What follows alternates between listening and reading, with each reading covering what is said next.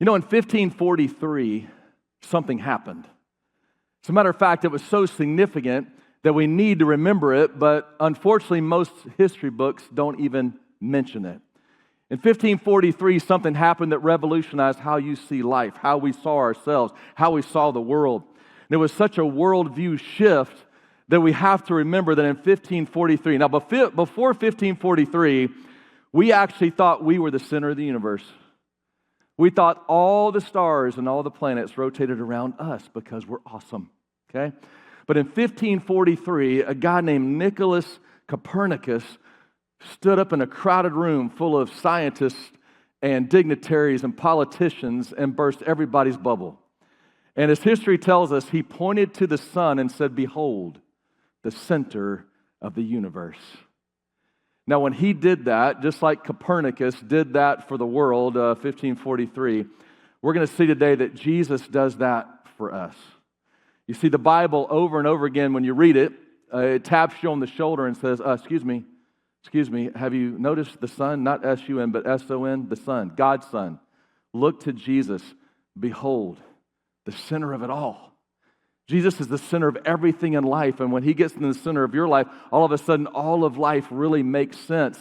But if you live life like you're the center of the universe, then you're ignoring the greatest fact of all. And today, I pray that you would make Jesus the center of your life. And by the way, that's what communion is about. We're going to celebrate communion today, and communion says, "Behold, the center of it all."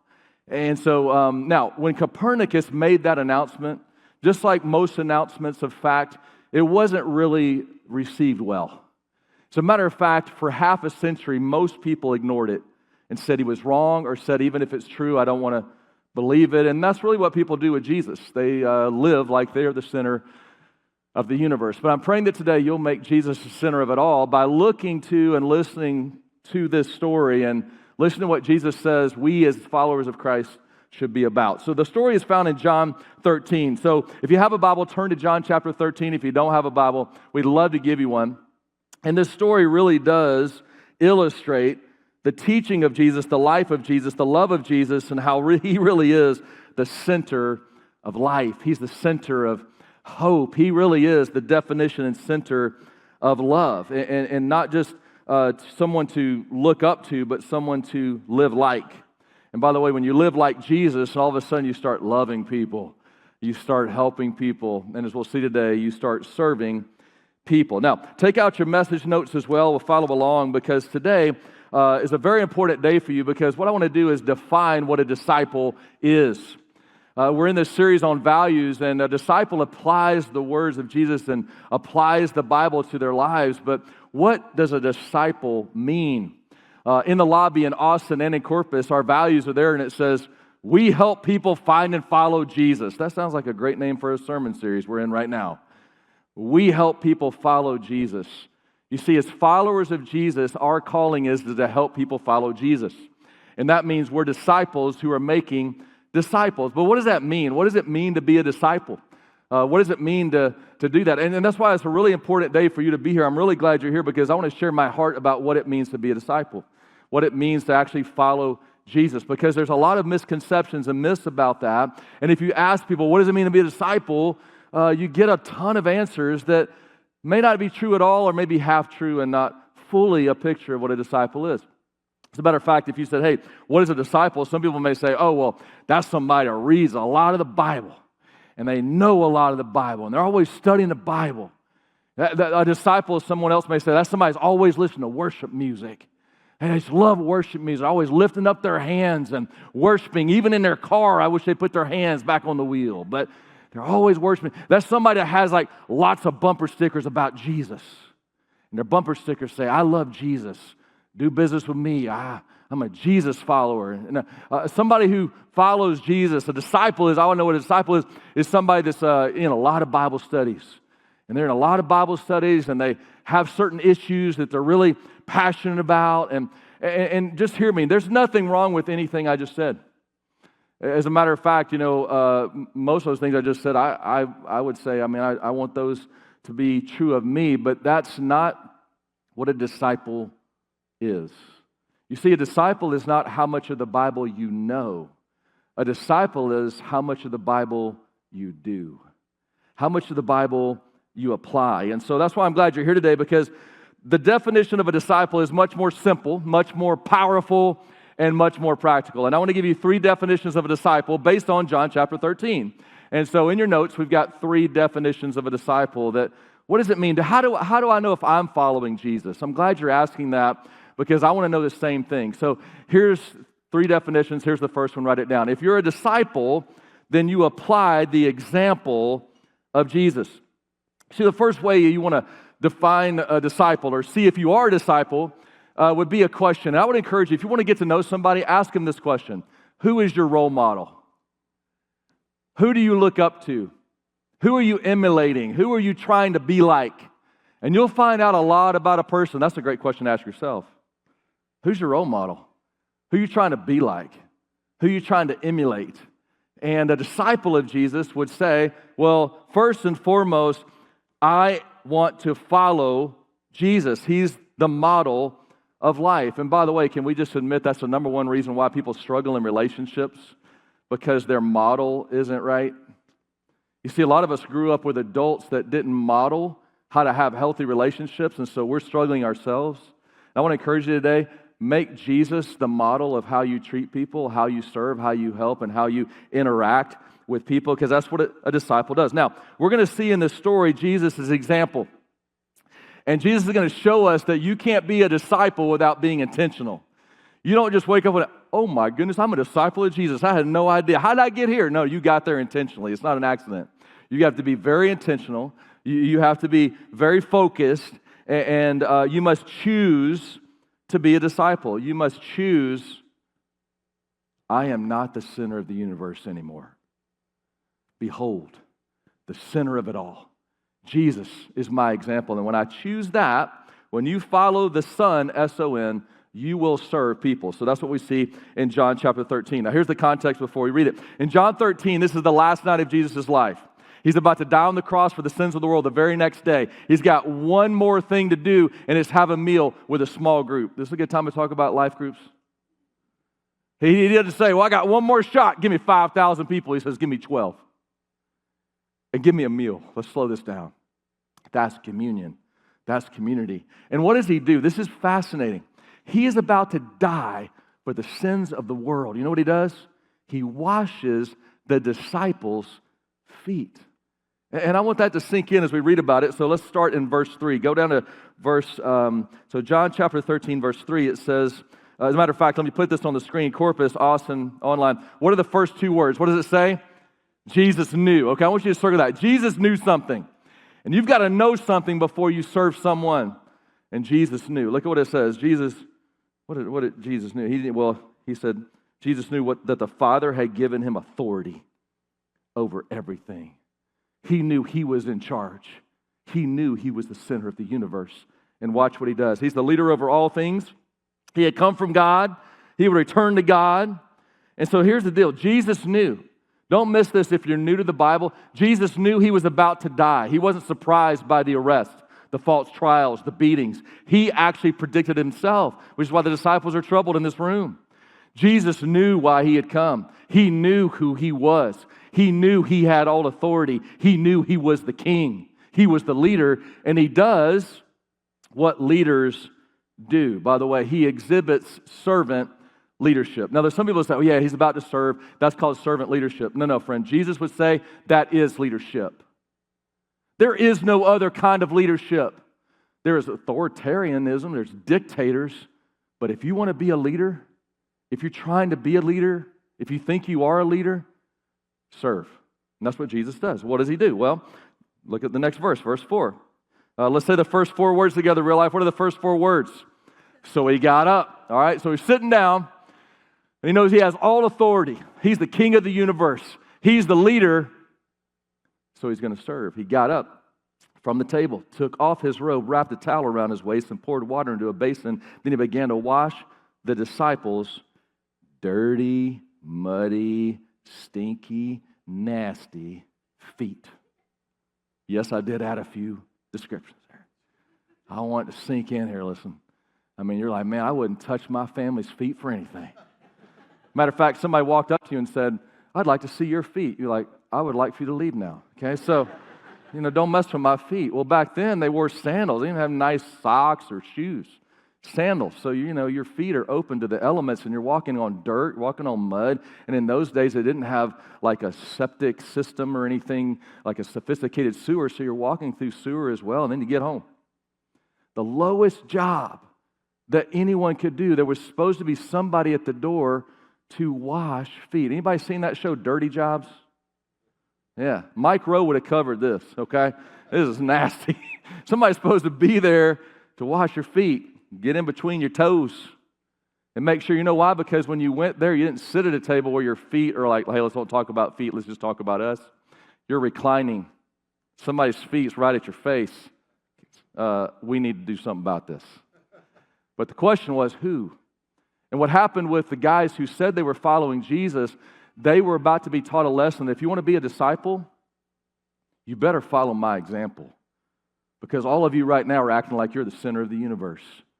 You're acting like you exist for people to serve you, and you're being selfish and short-sighted, and you don't want to do a thankless job. And so here's the question. How do I know if I'm following Jesus? This is really simple. You ready? Are you serving anybody? Do you help people? Do you have jobs and volunteer things that, oh, that's beneath me, I would never. If you want to grow and be a disciple, you've got to follow the example of Jesus. And he said, you've got to serve. So spoiler alert, I'm going to ask everybody here to serve somewhere this fall at Real Life. Why? Because disciples serve. But don't say right now, oh my goodness, I can't do that, I won't do this, whatever. No. Serving is something that you do. Now, not at Real Life, but in other churches, use your imagination. In other churches, people measure a church by what they get out of it, what they receive. But Jesus is saying, don't measure a church that way. As a matter of fact, don't measure your life that way. Life is not about what you get out of it. It's about who you serve. It's about who you help. Because you're not the center of the universe. You follow the Son, S-O-N, and the Son serves, and so He didn't come to be served, but to serve. And when you follow Him and love Him, He will call you to love and serve and help and bless. But we learned three things about serving right here in this example. And I want you to write these down because this passage tells us three things about serving. First of all, serving requires high confidence. You see, if you internally feel like, you know what, I'm not going to serve in the nursery, okay? I don't know where this pastor's going, but I don't do diapers, okay? I'm not going to take out the trash, okay? I took out the trash back then, but now I've worked up to driving the trash truck, okay? I'm not going to greet people or whatever it might be, but what Jesus is showing here is it takes high confidence. Because if you push back on serving, Jesus is saying, not only are you selfish, but you have very low self-esteem. You actually think that you're better than anyone else. Jesus calls disciples to be humble. And Jesus says, listen, you got to know who you are. That's why I love it. It starts with Jesus knew who He was. I have authority over everything. I have authority over it. The confidence in that is amazing. You got to have tremendous confidence to serve. You have to know who you are before you do what needs to be done. Jesus knew who He was. Do you know who you are? Listen, friend, when you start getting the attitude and the outlook, this will change everything in your life, how you see your situation right now. I know who I am. I'm a child of God. God created me in my mother's womb for something unique. He didn't just put me on this earth to breed. He put me on this earth to make a difference. And I have unique abilities and gifts, and I will help and serve. I will open my mouth and encourage, and I will be the hands and feet of my Lord and Savior because I'm a disciple of Jesus. It doesn't matter what you think about me doing this or that or something beneath someone else, but when I do that, I am only here to please God, and I'll see Him one day, and until then, I will serve Him, and His will be done on earth as it is in heaven. Do you feel the confidence in that? It doesn't matter what anybody thinks because serving requires confidence. Jesus knew who He was, so He got up, which means, write this down, serving requires high commitment. I've got to have a commitment. You can't just know who you are. I'm a child of God. Great. Step one down. What are you doing about it? I'm here to please God. Great. What are you doing? Because if you want to please God, you're going to love, serve, and bless and help people. You can know who you are, but you got to do what you're supposed to do. You see, this story... Wouldn't this story have been totally different if it says Jesus knew who He was? He had all authority given by the Father, and He said, Look, guys, I'm about to die for all of you. Can somebody else wash feet tonight? Hey, guys, I'm in charge, so we're going to form a committee, and we're going to see what we can do about the problem of feet in this town. Guys, you know what? I'm in charge, so Peter, you get a towel. James, you get some water. And John, you dry the feet, and let's get this done. No, I know who I am. And now I'm going to make a commitment. And it's hard. It's a big commitment. I got to get up and write this down. Serving requires high contribution. It says he took off his robe. It would be similar to us taking off our jacket at a banquet. Because I now have more flexibility. Now I can actually get down where I need to go. I'm not trying to put on a presentation. I'm trying to get something done. I'm trying to help you. I got to get on the ground. You see, Jesus had to give up something in order to serve. He had to take something off. And you're going to have to give up something to serve. Just read this week that the average American spends over 2 hours every day on their phone on social media. Okay? So you're going to have to give up one of those hours. But whatever you give up, it's going to be a blessing because serving requires high contribution. It says, you know what? Lay this down to pick this up. All right? So I already told you I was going to do this, so let me put it on the screen now. But I want to encourage you, Lisa, what do you want me to do? Just come to Volunteer Day next Sunday. Okay? That's it. And you have many ways to do this, but you can actually scan this QR code. You can come online. Corpus, you're going to have it. Here in Austin, we're going to have it literally right in this room at 1 o'clock next Sunday. So you can come to this service, go get brunch, come back.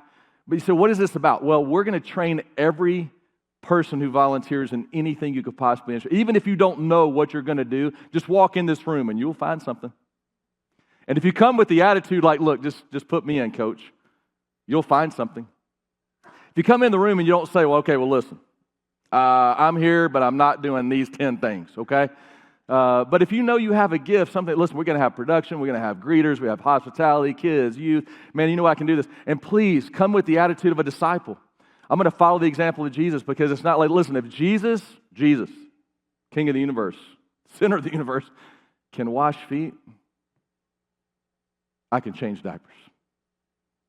If Jesus can wash feet, I can take out the trash. If Jesus can wash feet, I can risk my life out in the parking lot at real life, okay? If Jesus can wash feet, I can hang out with 7th grade boys and tell them that they matter.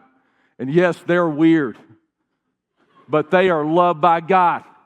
And there's a purpose for them after they get through this really crazy stage in their life.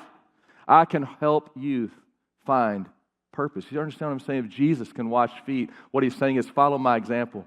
And serving, listen, it'll require commitment. It'll require confidence and conviction, but that's what discipleship is. Hear me. Discipleship is commitment. And it's a commitment and then a stronger commitment and a stronger commitment. And that's why, as your spiritual life coach, as your pastor, I'm just getting you to make a commitment. Because when you make a commitment to Christ, I'll follow your example, it'll lead to greater commitments, but you'll never grow without a commitment, all right? And it could be anything. Listen, this church is so creative and there's so many needs. But don't sit around and go, somebody needs to do something about all these stinky feet. The next time you see somebody's feet, go right there. You can't help everybody, but you can help somebody. Jesus didn't wash the feet of everybody in that city. He showed one person what it can mean when you follow the example of a servant. And you know who you are. So do what needs to be done. Now, an example of that is so cool because you guys know because of the flood victims in many places just west of us in Comfort and Kerrville and Burnett and other places, even up in Leander, we have been partnering with so many different ministries. One of those is called The Ark, and it's awesome. They're our local partner. You'll hear about that in November more. But they reached out to us and said, thanks for everything, mucking houses, working in the warehouse. But this is really true. We need casseroles. This is literally what, we need casseroles. I'm like, that's what you need, you know? Now, because I was studying this, I didn't say, can you come up with something like more impressive? I mean, casseroles, really? But here's what's really cool, guys. 2 life groups, and by the way, we encourage people to get in life groups because every life group we encourage to find a need. And 2 life groups came together. Let me show you this picture. This is one shift of 2 life groups, and these ladies in 1 week made 45 casseroles. In the last 2 weeks, have brought 90 casseroles to people in a freezer. So when they get there, they're going to bring them right there. So let's give it up for casseroles.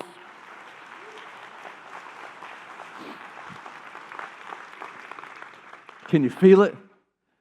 Can you feel it? You see, the culture is telling you, just figure out what casserole your family's having next Tuesday and get a list and go to H-E-B and survive. Jesus is saying, you want to be a disciple? Follow my example. Find somebody that doesn't have a casserole. And all of a sudden, this task, this what would be beneath you is all of a sudden this amazing thing. And it could be anything, but when it's for Christ, even the small things become huge. So if you're a disciple, you apply the example of Jesus. Write this down. If you're a disciple, you apply the words of Jesus. And the key word is apply in all three of these definitions. You see, it's one thing not to know the words of Jesus, but it's a whole other thing to apply the words of Jesus. And there's a myth about discipleship, and here it is. If you're a disciple, you know a lot about the Bible. If you're a disciple, you really study the Bible. If you're a disciple, you know more about the Bible than anywhere else. And it's really a half-truth. Because, friend, a disciple is not how much you know about the Bible, it's how much you're applying. And that's a big, big difference. A disciple is not measured by your knowledge of the Bible, but by your application of it. I had the privilege to grow up in a lot of different churches when I was young. And I found real Christians there, real disciples. But I also found something very interesting. In almost every church I went to, some people, it's almost like the more they knew about the Bible, the meaner they got. The more they went to church, the more judgmental they became. The more knowledge they got about the Bible, the more self-righteous they got. You know what Jesus calls those people? You can read about it in the Gospels, Pharisees. They were the one group that Jesus argued with all the time and had conflict with, and they knew more about the Bible than anybody else in the Jewish culture. Matter of fact, they had to memorize the first 5 books of the Bible just to be a Pharisee. I mean, Genesis, Exodus. They had to memorize Leviticus, okay? That's why they were grumpy. But anyway, you know, they knew the Bible is the point. You know what Jesus told them? You can read this in several Gospels. Jesus looked at these Pharisees and said, you know what your problem is? You don't know the Scriptures. What? You know how offensive that is to somebody that knows the Scriptures? Dude, I know the Bible. I got it memorized. I memorized the Torah. What is Jesus saying? Jesus is saying, the part of the Bible that you know is the part of the Bible that you are applying. You see, it's not just knowledge, it's doing something. It's not just belief, it's behavior. What are you doing with what you know? And Jesus is saying, look at John 13, go down to verse 15. He says, I've given you an example. There's the example again. Do as I have done to you. So if you have a Bible, just circle do, okay? Do as I have done. You got to do something. I tell you the truth, slaves are no greater than their master. Look, I'm in charge here. I'm the center of the universe. Now you go and you show people you know that you're not the center of the universe. Nor is the messenger more important than the one who sends the message. What is he saying? Do what I showed you. Do what I told you. Now look at verse 17. He says, now that you know these things, let's read this last part together, real life. What does it say? God will bless you for doing them. So write this down. Blessing is on the other side of obedience. You see, the Pharisees walked around like they were blessed, but they weren't blessed, and they didn't have the favor of God. They didn't know the power of God because all they did is knew the word, but they didn't do anything. Blessing is on the other side of doing something about it. You see, what you see here, and what you see is reminding us that when you read the Bible, that's step one. But the power comes when you apply what you just read. Oh, I don't just know what Jesus said, I'm actually doing it. It's not enough to know you should help people. Oh, I know I should serve people. I know I should bless people. I know I should be humble. It's doing it. And when you bless people on the other side of obedience and blessing them, you find a blessing. Look at James 1:22. This really is our key value verse as a church for this particular value. And let's look at this together. It says, don't just listen to God's word. You must, help me out, Real Life Corpus online here in the room, what? Do what it says. At Real Life, we are not interested in building Pharisees. We have no interest in people who know a lot of the Bible, although we hope that you do. But we measure discipleship not by what you know, but by what you do about it. Don't just listen to the word. Don't just know the truth. Do what it says. And by the way, that English translation, do what it says, is one word in Greek. It's poiotes, and it literally means take action. This is really cool. It really means do the job. It literally means even if it's the dirty job, okay? Like wash feet, I'm in. I'm going to, and it literally means to work. Now, don't miss this. A disciple is going to heaven because of the work of Jesus. That's what communion is about. But because I'm going to heaven, what do? I work. Not to get to heaven, not out of guilt, but because of the grace of God. I want to help other people find the center of the universe. It's the Son, S-O-N. And I want them to see Him in me. Christians are not people who carry the Bible around. Christians are people who live the Bible out. And we've got to come back to, yes, I've got to read it. Why? So I know what to do.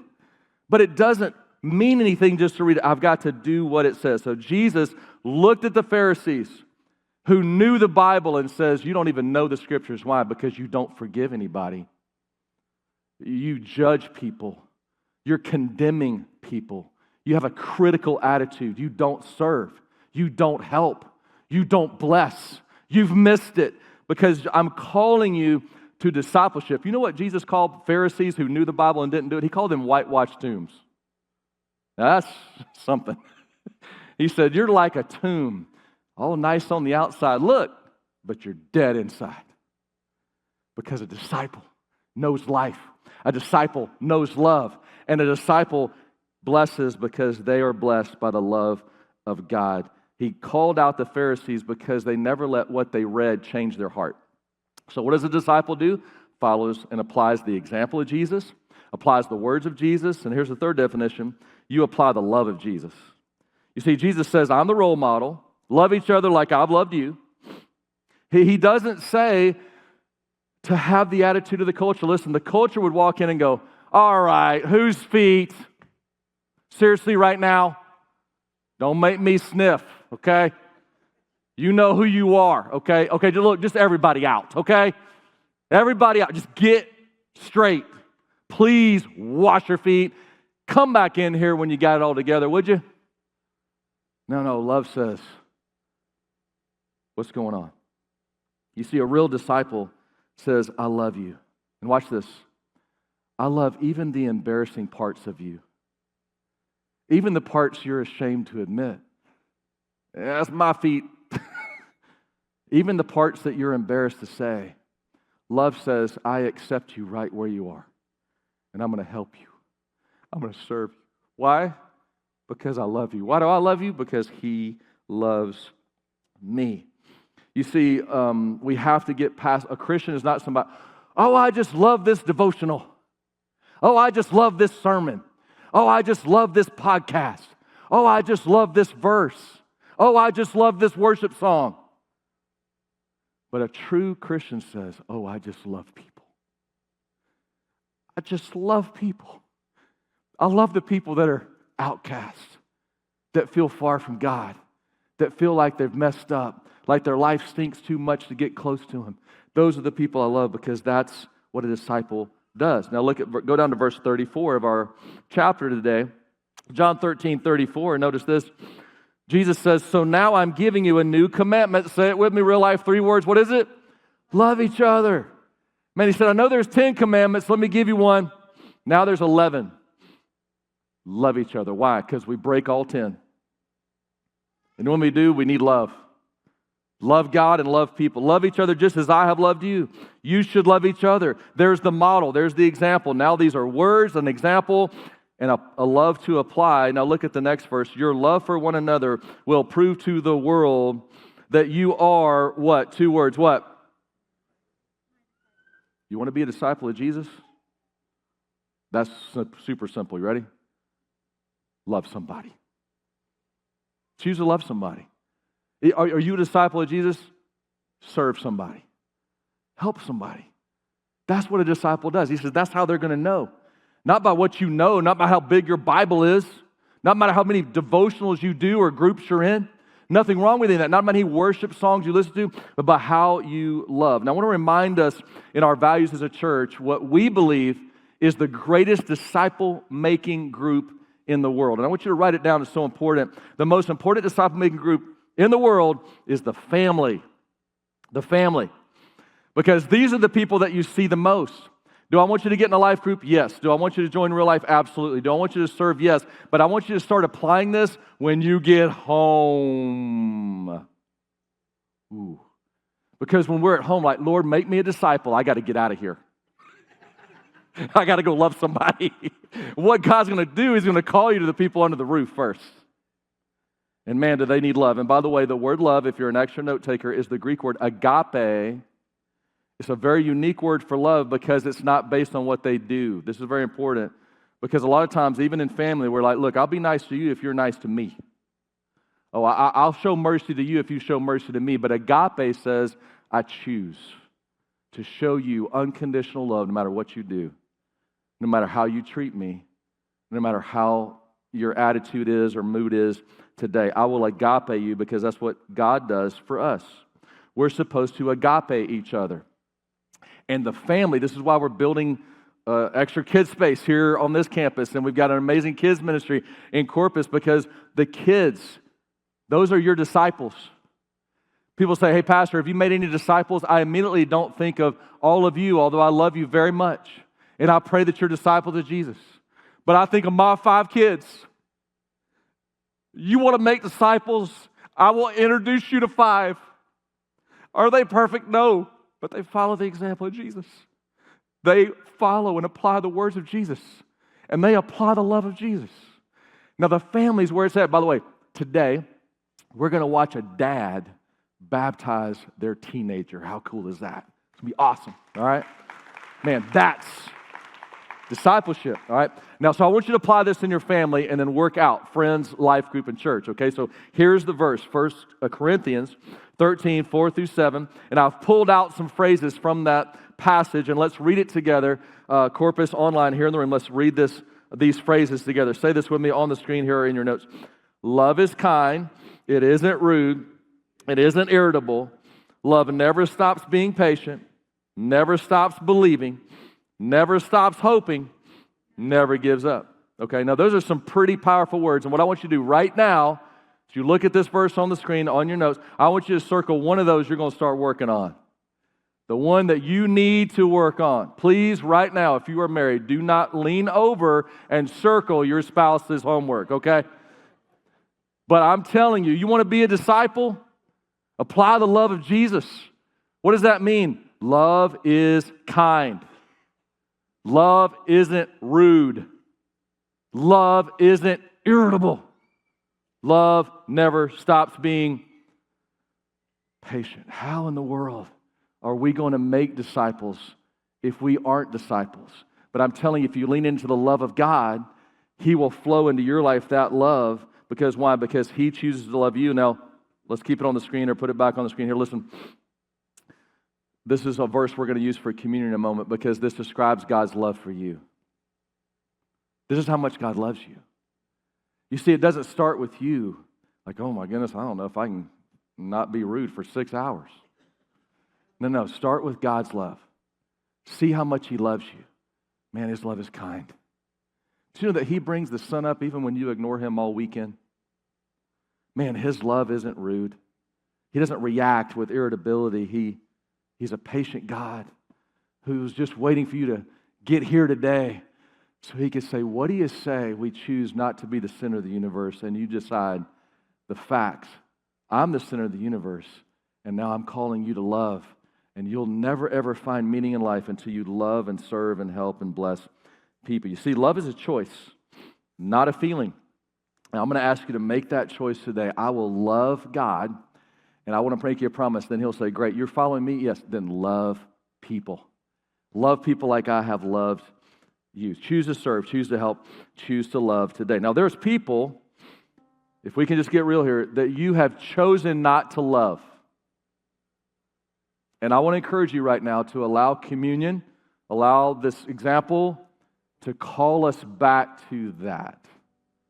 And look at what it says here in 1 John 4:20. It says, if someone says, I love God. Oh, that must be a disciple. I love God. I sing it. I love God. I have a bumper sticker. I love God. I am a disciple. No. He says, hey, you say you love God? You say you're a disciple, but you hate people? You hate a fellow believer? You're lying. For if we don't love people that we can see, how can we love God whom we can't see? Man, what a convicting verse. But I want to call you back to the story, because if you really look at John 13, I encourage you to read the whole chapter sometime this week, but when you really look at it, this is what's I cannot even comprehend this. Jesus knew who he was. He had all authority. He knew it was coming. He knew Judas would betray him. He knew that the soldiers would beat him. Judas was in the room. Judas was in the room. And Jesus took a water basin and he washed every one of those feet. Not just 1 foot, 2 feet. 12 people, that's 24 feet of love. And then he got to Judas. And he didn't say, we'll just be skipping you. No. Because you say, yeah, I know the story. Doesn't he say, go and do, yeah, later. But in that moment, he shows us, listen, it doesn't matter how they've treated you. It doesn't matter what their motive may or may not be. It doesn't matter how they, have or haven't heard you, loved you. Judas, come here. The only hope you have is love.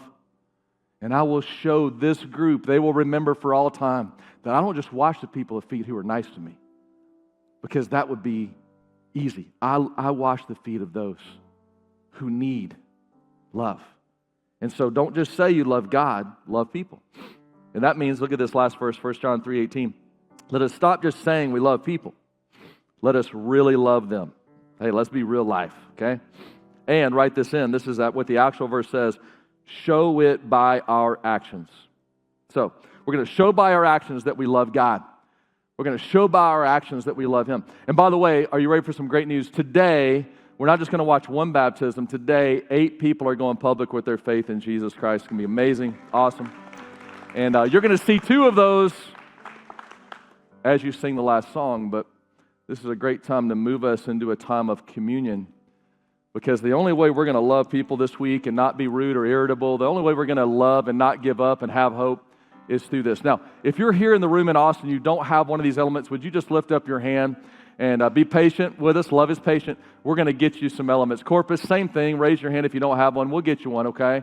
We want you to be a part of this. If you're online, great time to get these elements. You have time.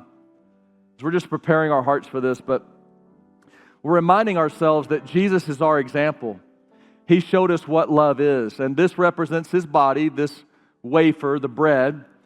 And He said to the disciples, this is my body. He redefined the Passover that allowed the Jewish people to be free from slavery in Egypt. And He said, I'm about to set you free. Free not to be selfish or the center of the universe, but to serve. And not just be forgiven, but to be in a family. This is my body. And that's what the church is called, the body of Christ. So as you hold this in your hand, I want you to think about how much you are loved. But I just want to hold it up and say what Copernicus said in 1543. I say as your pastor, behold, the center of the universe.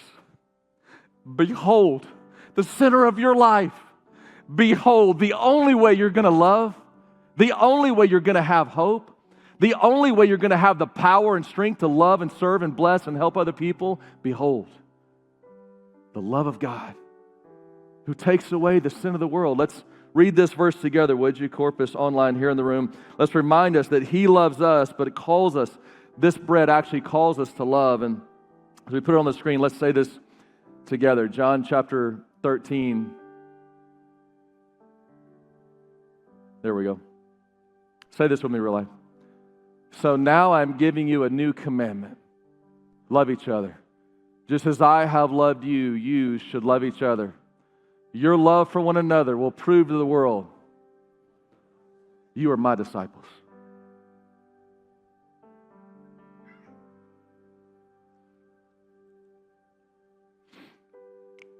As you prepare to take the cup, disciples follow and apply the example of Jesus.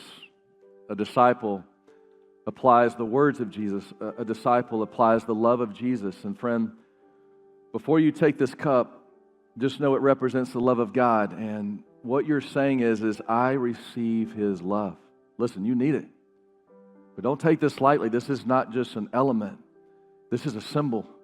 And you're taking His love in, not just for yourself, but so you can give it away. This love is powerful. And it's what will change your life and change the world. And so let's read a couple of passages about love. And in 1 Corinthians chapter 13, before we decide which one we're going to apply, may we thank God that this is a description of His love for each and every one of you. And let's read this together. What does it say about God's love? Love is kind. It isn't rude. It isn't irritable. Love never stops being patient, never stops believing, never stops hoping, never gives up. And now let's read 1 John 3:16, because it reminds us of the love of Jesus, but also that this love we receive is meant to be given away. That disciples are called to follow Jesus and help others follow Him by our love. Would you say this with me? We know what real love is because Jesus gave up His life for us. So we also ought to give up our lives for our brothers and sisters.